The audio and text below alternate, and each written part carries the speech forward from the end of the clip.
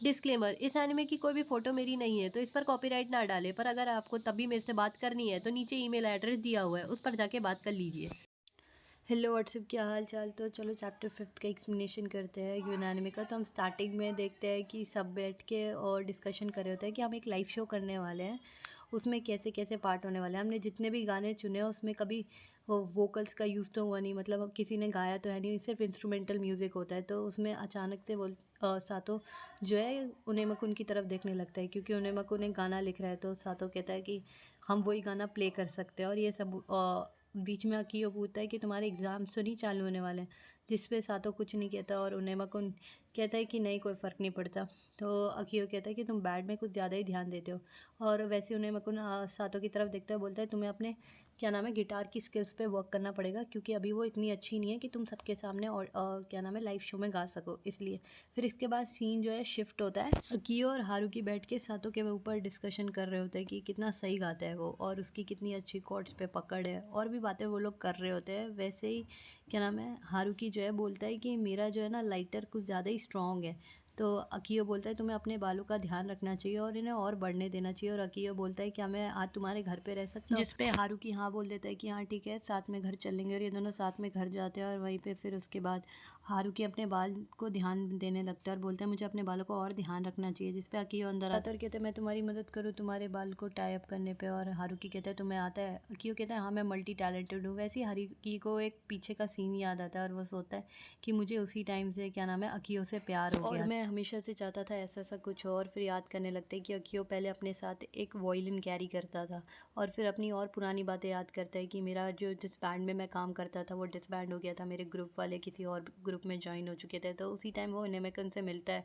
और उसे पता चलता है कि उसे एक जगह पे वो गाते हुए देखता है, जिसमें उसे लगता है कि इस इंसान को मैं अपने बैंड में ले लूँ, क्योंकि उसे जिस बैंड में उनेमकुन पहले था उसमें उसे इतनी फ्रीडम नहीं मिल रही थी। पर उसे वो सोच रहा होता है कि हारुकी सोचता है कि मुझे एक ड्रमर की भी ज़रूरत है, वो कहाँ से लाऊं। तो एक दिन अपने क्लासेस ले रहा होता है और ड्रमर के बारे में सोच रहा होता है। वैसे ही उसे पता चलता है कि क्या नाम है अकियो एक ड्रमर है, और फिर ये अकियो उनेमकुन और सब साथ में आते हैं और एक बैंड फॉर्म कर लेते हैं। हारुकी कहता है ये एक मिरेकल की तरह। और इसके बाद हारुकी अपने प्रेजेंट टाइम में आता है, और वो देखता है कि अकियो उसके काउच पे सो रहा होता है। वो कहता है मैं एक फ़ोटो ले लूँ, थोड़े पास से ले लूँ। वैसे ही अकियो उठ जाता है, वो कहता है मैं जा रहा हूँ। हारुकी कहता है तुम सुबह चले जाना, कह रहा है नहीं मैं अभी जा रहा हूँ। और वो बाइक पे ट्रैवल करके अपनी जगह जाता है, जहाँ पे एक लड़का अकियो को बोलता है तुम्हारा स्वागत है अकी। और इसके बाद सीन शिफ्ट होता है, नेमेकुन के दोस्त उसे उठा रहे होते हैं कि चल बास्केटबॉल खेलने चलते हैं, पर वो उठता नहीं है। और सातो आ जाते हैं, तो वो उससे पूछते हैं कि तुम बास्केटबॉल खेलने जाओगे, और वो हाँ बोल देता है, और वैसे ही वो बास्केटबॉल खेल रहा होता है। उसके थोड़ी देर बाद उनेमकुन उठता है, और वो और सातो को बास्केटबॉल खेलते हुए देखता है, जिसमें वो बहुत सही खेल रहा होता है, और वो हंसता है। तो उनेमकुन कहता है क्या, इससे हंसी भी आती है। और फिर इसके बाद फिर सीन शिफ्ट होता है, जिसमें हारुकी कुछ बोल रहा होता है, पर हारुकी की बातों पे कोई ज़्यादा ध्यान नहीं दे रहा होता है, और फटाफट जो उन्हें खाना मिलता है वो खाने लग जाते हैं, जो नीचे रखा हुआ था।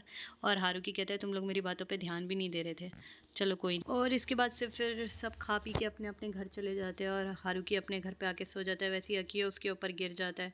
फिर हारुकी कहता है अकियो उठ, पर अकियो उठता नहीं है। तो हारुकी खुद उठता है, अकियो को सुला देता है बिस्तर पे। वो कहता है कि मैंने कभी नहीं सोचा था ऐसा भी कभी कुछ होगा। और फिर हारुकी शर्माने लगता है। इसके बाद सीन शिफ्ट होता है, जिसमें वो लोग अपनी बस प्रैक्टिस के बारे में बात कर रहे होते हैं। और इसके बाद उनेमकुन को सातो का मैसेज आता है कि उसने वो इंस्ट्रूमेंट खरीद लिया जिसके वो पैसे दे के आया था। और फिर इसके बाद फिर सीन शिफ्ट होता है, जिस पे सातो बोलता है कि ये गाना अच्छा है और मुझे पसंद आया, और उसे थैंक्स कह के चला जाता है। इसके बाद फिर सीन शिफ्ट होता है, जिसमें उनेमकुन जो है अपनी क्लास में बैठा हुआ होता है, और ड्राइंग की क्लास चल रही होती है, और एक लड़की उसके पास आके बैठ जाती है और कहती है क्या मैं तुम्हारे साथ टीम अप कर सकती हूँ। तो वो बोलता है हाँ। फिर वो लड़की सातो के बारे में उनेमकुन को बताने लगती है कि सातो पहले स्कूल में किसी लड़के को डेट कर रहा था, जो सातो की वजह से मर गया।